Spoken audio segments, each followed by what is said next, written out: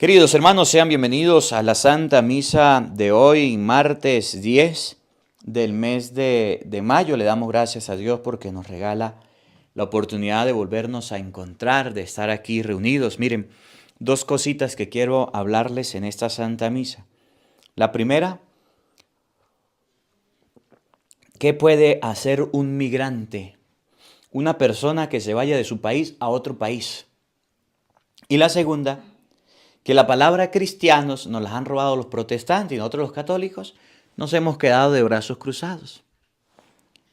A mí me da risa cuando los migrantes no tienen lo que se llama personalidad y llegan a diferentes países. Si alguno conoce a alguno de estos que se han ido de países, de su casa, de su hogar, y tienen algún parecido con lo que dice la palabra de Dios hoy, entonces es para que se corrija. Porque resulta que a nosotros en nuestros países no nos han enseñado a celebrar la noche de brujas, ¿verdad que no?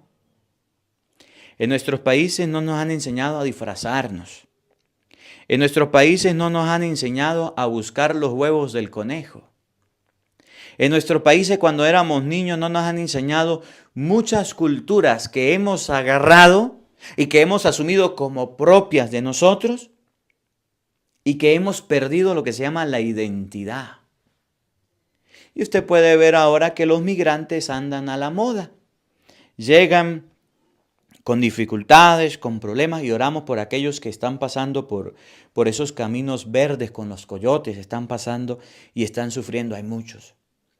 Pero después de que llegan al país de las maravillas donde quieren ir y encuentran su trabajo y encuentran su empleo, de la misma manera se le pegan cosas, cortes de cabellos, modas, lujos, costumbres, como usted quiera llamarlos, y pierden la identidad. Y resulta que cuando niño o cuando niña, a esa persona se le enseñó el Padre Nuestro, el Ave María, el Santo Rosario, ir a la misa, los sacramentos, el bautismo, la comunión y la confirmación. Y eso es lo que debe transmitir a sus hijos. Pero resulta que hoy día tenemos a migrantes, a personas que han ido a otros países, a otras naciones, y que tienen sus hijos, que sus hijos están contaminados de miles de culturas, de costumbres, de cosas, de modas, de todo lo que ese país enseña. Pero niños sin bautizar, niños sin comunión, niños sin confirmación, niños sin ir a la misa. Y dice la palabra de Dios que eso no es así. Miren, agarraron a un hombre que se llamaba Esteban. Esteban murió apedreado. Hace unos días le decía que se los iba a decir, pero vino una fiesta de intermedio, no pudo decírselo. Bueno, hoy se los digo. Esteban murió apedreado. Empezó una persecución contra los cristianos. ¿Qué hicieron? Salieron y se fueron. ¿Qué hicieron? Agarraron y se perdieron. Se desaparecieron. Llegaron a comunidades. Pero me llama la atención de estos cristianos que cuando llegaron a comunidades empezaron a predicar, empezaron a evangelizar a Jesús. Empezaron a dar a conocer lo que habían aprendido. En otras palabras, no les dio pena predicar, no les dio pena evangelizar, no les dio pena llevar la palabra de Dios, no les dio pena. Nosotros llegamos a otros lugares, no evangelizamos, no predicamos, ni siquiera a misa vamos. Queremos un trabajo para hacer dinero, queremos tener las cosas de ahí, los celulares, los carros, las casas, las modas, las costumbres. Y así hay muchos cristianos. Y así hay muchos migrantes que se han ido y han perdido su identidad cristiana y han asumido modas y costumbres paganas y no les importa. Hasta el punto de que usted le diga que Halloween no es cristiano, que buscar huevos del conejo no es cristiano. Padre, usted está enchapado a la antigua, usted debe adaptarse a los tiempos.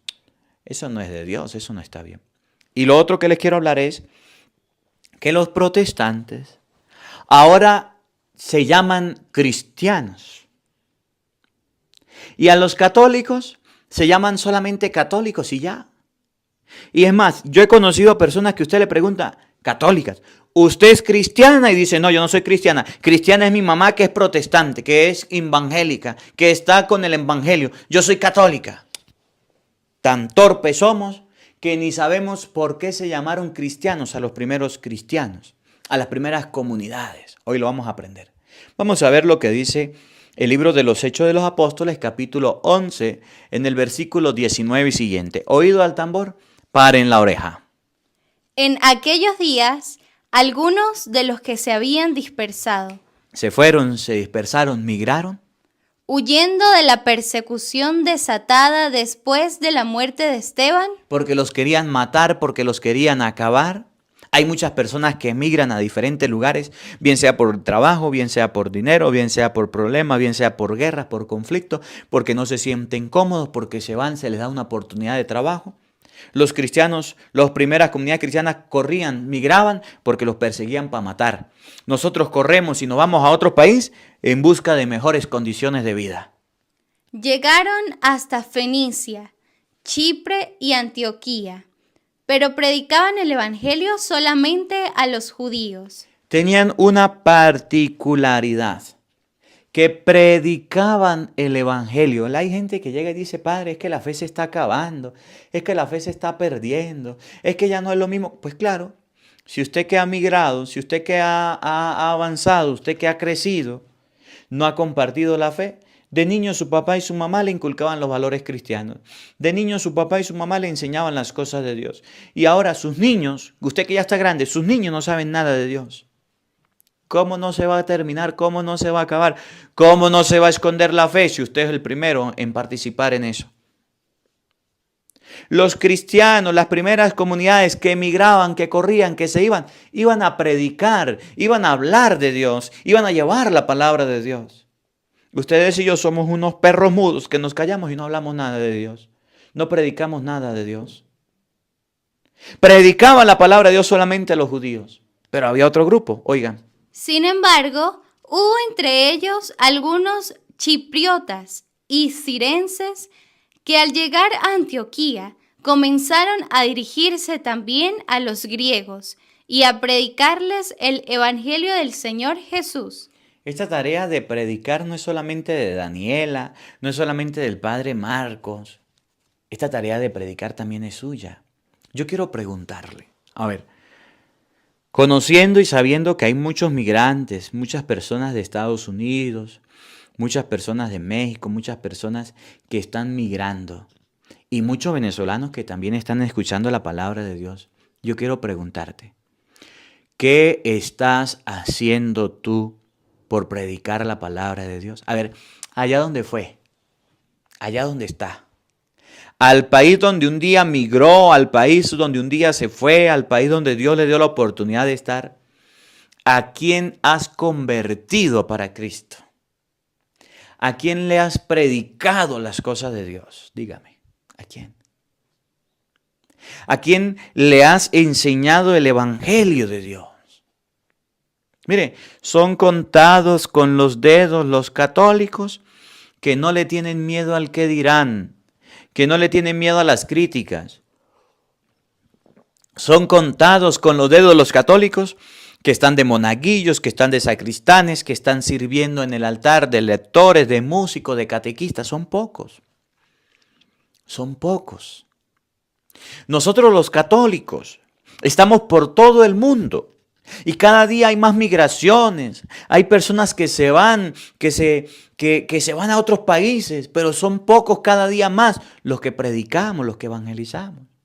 Yo cumplo mi tarea, Daniela cumple la de ella. Desde aquí, desde Venezuela, transmitimos la palabra de Dios, la llevamos hasta todos lados. Todos los días llueve, truene, relampaguee, con sueño, con hambre, con necesidad, con fatigas, con todo. Madrugados, trasnochados, llevamos la palabra de Dios. Pero cuando llega esa palabra de Dios a ti, ¿la compartes o no la compartes? ¿Qué te cuesta a ti agarrar este texto, esta palabra, este enlace? Lo copias. Es más, ahí en YouTube dice, en la parte de abajo dice compartir, copiar. Lo compartes en tu WhatsApp, en tu Facebook, en tus redes sociales. ¿Verdad que no lo haces? Porque te da pena. Porque te da vergüenza. Eso sí, Voy a conocer un lugar turístico, el Machu Picchu. Allá, una foto. Voy a conocer la Torre Eiffel. Allá, una foto. Voy a conocer la Estatua de la Libertad. Allá, una foto. Eso sí lo mostramos. Eso sí lo compartimos. Voy a conocer un jardín. Lo comparto. Voy a conocer una plaza, un parque. Lo comparto. Voy a tomar miche. Lo comparto. Pero las cosas de Dios que son importantes, que la gente necesita, que la gente tiene sed, eso no lo compartimos. Porque nos da pena, porque nos da vergüenza. Es más, compartir el enlace de la misa, yo sé que hay mucho que le da pena y vergüenza. Tanta gente necesita de Dios. Tanta gente necesita del Señor. Por ahí una señora en la panadera que coloca la Santa Misa y el Evangelio a sus empleados. Y así como ella hay muchos. La señora Hilda allá en Bogotá. Coloca la palabra de Dios. ¡Qué bonito! Que hayan personas que estén siendo esos canales de gracia, esos receptores y esos transmisores de la palabra de Dios. Así la gente se convierte. ¿Cuánta gente que no escuchaba el Evangelio ahora lo escucha? Que no escuchaba la misa ahora la escucha porque usted un día la compartió.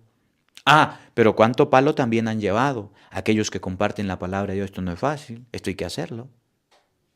Se convirtieron judíos, se convirtieron paganos. Oigan.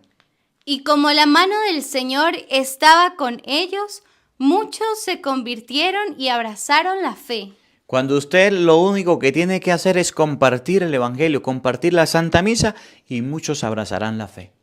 Hay mucha gente que me escribe al privado, al WhatsApp, al Facebook, al Instagram, a todos lados me escribe. Me dicen, padre, yo antes no escuchaba la misa, pero ahora la escucho. Yo antes no tenía esta oportunidad porque yo vivo en un pueblito donde ni siquiera hay sacerdote, pero ahora todos los días estoy escuchando la misa. Gracias a que alguien se la compartió. Gracias a que alguien se la pasó. También hay muchos que me dicen, padre, por compartir la palabra de Dios me quedé sin amigos. Por compartir el Evangelio me bloquearon. ¿Y cuál es el problema? ¿Cuál es el problema? De peores lugares nos han sacado. ¿Cuál es el problema? La mano de Dios estaba para que la gente se convirtiera. Oigan. Cuando llegaron estas noticias a la comunidad cristiana de Jerusalén, Bernabé fue enviado a Antioquía. Llegó Bernabé y viendo la acción de la gracia de Dios, se alegró mucho. Eso causa alegría. Que hayan personas dispuestas a compartir, que hayan migrantes que hayan ido a otros países con fe cristiana firme y estén evangelizando, estén llevando la palabra, la estén compartiendo, eso alegra. ¿Ustedes creen que a mí no me alegra cuando la gente me dice, padre, ya creé un grupo de WhatsApp o ya creé una lista de difusión, hay 50 personas, hay 20 personas?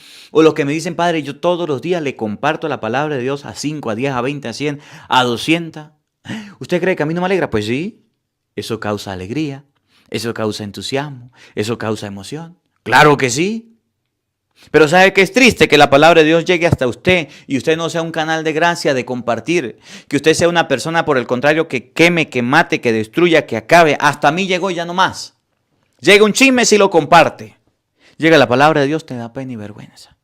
Cuando Bernabé vio que había compartir de la palabra de Dios, que la gente se estaba convirtiendo, acercando, pues se alegró, se emocionó. Oigan. Y como era hombre bueno, lleno del Espíritu Santo y de fe, exhortó a todos a que firmes en su propósito permanecieran fieles al Señor. ¿Cuál es la misión del sacerdote? Invitarlos a todos a permanecer fieles en el Señor. La segunda parte. Los protestantes dicen, nosotros somos cristianos. La palabra cristianas es de nosotros. Miren, yo les voy a decir algo. En el año 1520, cuando Martín Lutero hizo el cisma, la ruptura, como quiera llamar, se apartó de la iglesia católica y creó los estudiantes de la Biblia, los protestantes no existían. Nómbreme un pastor protestante que haya existido en el año 1520. Búsquelo en internet si quiere y usted no va a encontrar ninguno. Ahora, nómbreme un papa que haya existido en el año 1520, ese sí lo va a encontrar.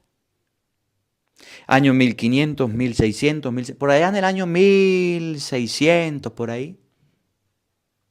Empezaron a ver las primeras reseñas, en 1800 se crea la Biblia Reina Valera. A Venezuela llegaron los protestantes en el año casi 1960.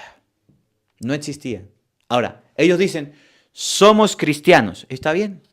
Si son cristianos, en el año 1400, en el año 1300, en el año 1000, ¿dónde estaban?